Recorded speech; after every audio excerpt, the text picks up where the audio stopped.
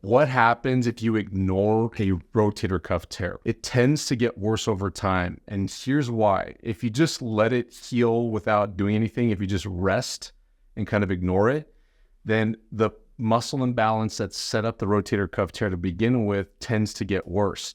And what you need to know about muscle imbalances is that they're usually painless in and of themselves. They cause other problems like tendon tears, nerve injuries, muscle cramps. They cause all kinds of other problems, but muscle imbalances themselves tend to not hurt.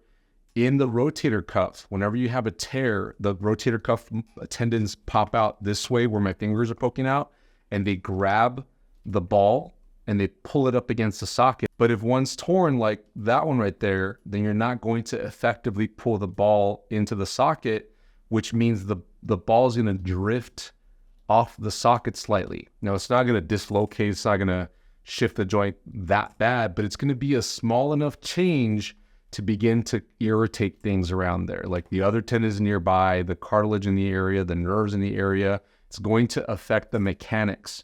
And the way that you see this in normal, everyday things that you do is people might tell you your shoulder looks like it's more forward than your other one. Or you might look at yourself in the mirror and notice that, when you're washing your hands or getting out of the shower or something, that one shoulder sticking out more than the other one.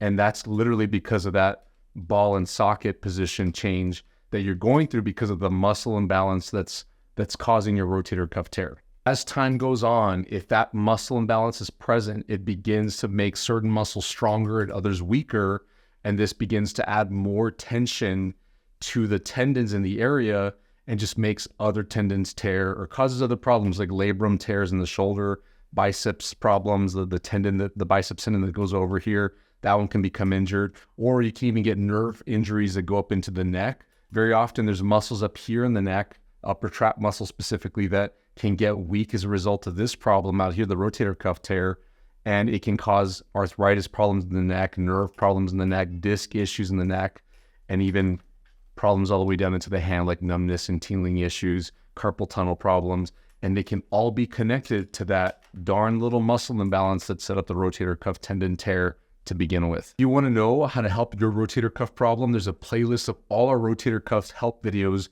here on YouTube. You'll find a link down in the description below. We've also got a program called the Rotator Cuff Tear Recovery Program. There's also a link for that down in the description below.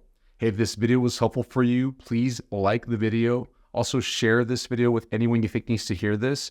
Don't forget to subscribe if you haven't already.